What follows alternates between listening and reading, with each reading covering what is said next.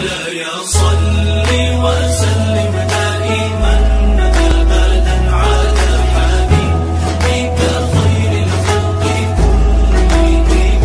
مولاي صل وسلم دائما أبدا على حبيبك خير الخلق كلهم. میرے دینی اسلامی بھائیوں اور بہنوں، السلام علیکم ورحمۃ اللہ تعالی وبرکاتہ۔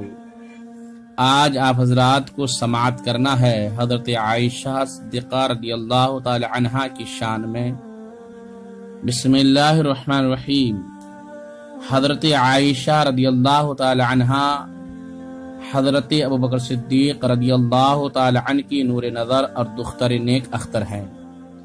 ان کی والدہ ماجدہ کا نام ام رومان ہے۔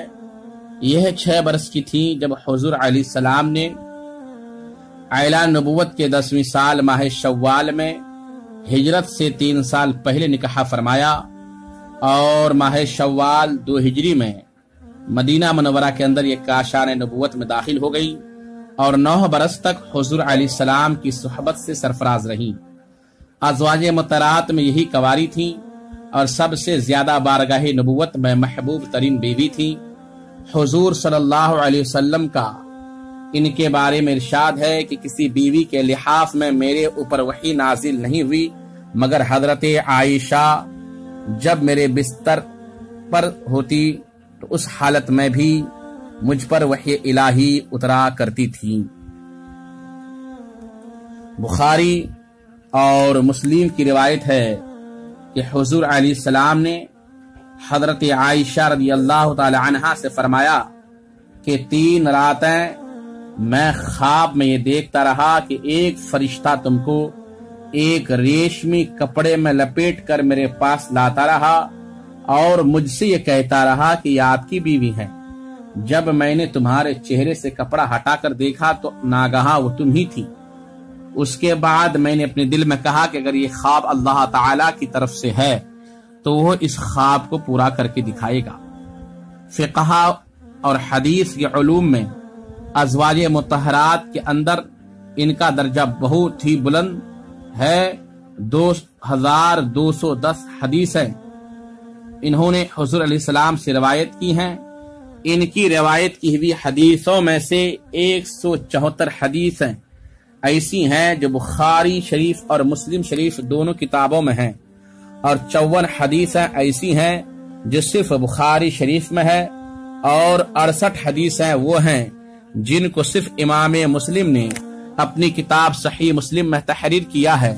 ان کے علاوہ باقی حدیثیں احادیث کی دوسری کتابوں میں مذکور ہیں۔ ابن سعد نے حضرت عائشہ رضی اللہ تعالی عنہا سے نقل کیا ہے کہ خود حضرت عائشہ فرمایا کرتی تھی کہ مجھے تمام ازواج مطہرات پر ایسی 10 فضیلتیں حاصل ہیں جو دوسری ازواج مطہرات کو حاصل نہیں ہوئی۔ نمبر 1، حضور صلی اللہ علیہ وسلم نے میرے سوا کسی دوسری کنواری عورت سے نکاح نہیں فرمایا۔ نمبر 2، میرے سوا ازواج مطہرات میں سے کوئی بھی ایسی نہیں جس کے ماں باپ دونوں مہاجر ہوں۔ نمبر 3، اللہ تعالی نے میری برت اور پاک دامنی کا بیان آسمان سے قرآن میں نازل فرمایا۔ نمبر 4، نکاح سے پہلے حضرت جبرائیل علیہ السلام نے ایک ریشمی کپڑے میں میری صورت لا کر حضور صلی اللہ علیہ وسلم کو دکھلا دی تھی، اور آپ 3 راتیں خواب میں مجھے دیکھتے رہے۔ نمبر 5، میں اور حضور علیہ السلام ایک ہی برتن میں سے پانی لے کر غسل کیا کرتے تھے۔ یہ شرف میرے سوا ازواج مطہرات میں سے کسی کو بھی نصیب نہیں ہوا۔ نمبر 6، حضور صلی اللہ علیہ وسلم نماز تہجد پڑھتے تھے اور میں آپ کے آگے سوئی ہوئی رہتی تھی۔ امہات المومنین میں سے کوئی بھی حضور علیہ السلام کی اس کریمانہ محبت سے سرفراز نہیں ہوئی۔ میں حضور صلی اللہ علیہ وسلم کے ساتھ ایک لحاف میں سوئی رہتی اور آپ پر خدا کی وحی نازل ہوا کرتی تھی۔ یہ وہ اعجاز خداوندی ہے جو میرے سوا حضور علیہ السلام کسی زوج محترمہ کو حاصل نہ ہوا۔ یہ 7ویں نمبر کی بات تھی۔ 8ویں نمبر پر وفات اقدس کے وقت میں حضور صلی اللہ علیہ وسلم کو اپنی گود میں لیے ہوئے بیٹھی تھی اور آپ کا سر انور میرے سینے اور حلق کے درمیان تھا، اور اسی حالت میں حضور صلی اللہ علیہ وسلم کا وصال ہوا۔ 9 نمبر، حضور علیہ السلام نے میری باری کے دن وفات پائی۔ نمبر 10، حضور صلی اللہ علیہ وسلم کی قبر انور خاص میرے گھر میں بنی۔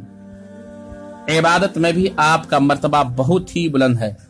آپ کے بھتیجے حضرت امام قاسم بن محمد بن ابوبکر صدیق رضی اللہ تعالی عنہم کا بیان ہے کہ عائشہ صدیقہ رضی اللہ تعالی عنہا روزانہ بلا ناغا نماز تہجد پڑھنے کی پابند تھی اور اکثر روزہ دار بھی رہا کرتی تھی۔ سخاوت اور صدقات و خیرات کے معاملہ میں بھی تمام امہات المومنین میں خاص طور پر بہت ممتاز تھی۔ ام درہ رضی اللہ تعالی عنہا کہتی ہیں کہ میں حضرت عائشہ رضی اللہ تعالی عنہا کے پاس تھی، اس وقت 1,00,000 درہم کہیں سے آپ کے پاس آیا۔ آپ نے اسی وقت ان تمام درہموں کو لوگوں میں تقسیم کر دیا اور 1 درہم بھی گھر میں باقی نہ چھوڑا۔ اس دن وہ روزہ دار تھی۔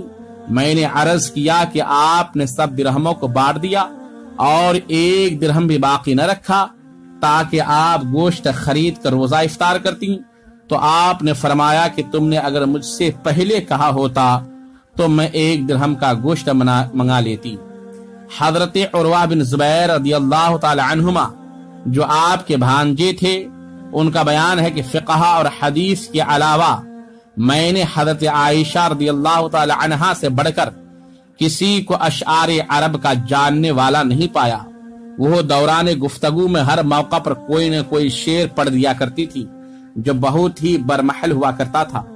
علم طب اور مریضوں کے علاج و معالجہ میں بھی انہیں بہت کافی مہارت تھی۔ حضرت عروہ بن زبیر رضی اللہ تعالی عنہ کہتے ہیں کہ میں نے ایک دن حیران ہو کر بی بی عائشہ رضی اللہ تعالی عنہا سے عرض کیا کہ اے اماں جان، مجھے آپ کے علم و حدیث و فقہ پر کوئی تعجب نہیں، کیونکہ آپ نے اللہ کے رسول کی زوجیت اور صحبت کا شرف پایا ہے، اور آپ رسول اللہ صلی اللہ علیہ وسلم کی سب سے زیادہ محبوب ترین زوج مقدسہ ہیں۔ اسی طرح مجھے اس پر بھی کوئی تعجب اور حیرانی نہیں ہے کہ آپ کو اس قدر زیادہ عرب کے اشعار کیوں اور کس طرح یاد ہو گئے، اس لیے کہ میں جانتا ہوں کہ آپ حضرت ابوبکر صدیق رضی اللہ تعالی عنہ کی نور نظر ہیں، اور وہ اشعار عرب کے بہت بڑے حافظ و ماہر تھے۔ مگر میں اس بات پر بہت ہی حیران ہوں کہ آخر یہ طبی معلومات، یہ ڈاکٹری معلومات اور علاج و معالجہ کی مہارت آپ کو کہاں سے اور کیسے حاصل ہو گئی۔ یہ سن کر حضرت عائشہ رضی اللہ تعالی عنہا نے فرمایا کہ حضور علیہ السلام اپنی آخری عمر شریف میں اکثر علیر ہو جایا کرتے تھے، بیمار ہو جایا کرتے تھے، اور عرب و عجم کے اطباء ڈاکٹر آپ کے لیے دوائیں تجویز کرتے تھے اور میں ان دواؤں سے آپ کا علاج کرتی تھی، اس لیے مجھے طبی معلومات بھی حاصل ہو گئی۔ آپ کے شاگردوں میں صحابہ اور تابعین کی ایک بہت بڑی جماعت ہے، اور آپ کے فضائل و مناقب میں بہت سی حدیثیں بھی وارد ہوئی ہیں۔ 17 رمضان شب سے شنبہ 57 یا 58 ہجری میں مدینہ منورہ کے اندر آپ کا وصال ہوا۔ حضرت ابو ہریرہ رضی اللہ تعالی عنہ نے آپ کی جنازہ کی نماز پڑھائی، اور آپ کی وصیت کے مطابق رات میں لوگوں نے آپ کو جنت بقیع کے قبرستان میں دوسری ازواج مطہرات کی قبروں کے پہلوں میں دفن کیا۔ میں دعا ہوں اللہ تعالی ہم تمام مسلمانوں کو حضرت عائشہ صدیقہ رضی اللہ تعالی عنہا کے فیضان سے مستفیض فرمائے، علم سیکھنے اور اس پر عمل کرنے کی توفیق رفیق عطا فرمائے۔ السلام علیکم ورحمۃ اللہ تعالی وبرکاتہ۔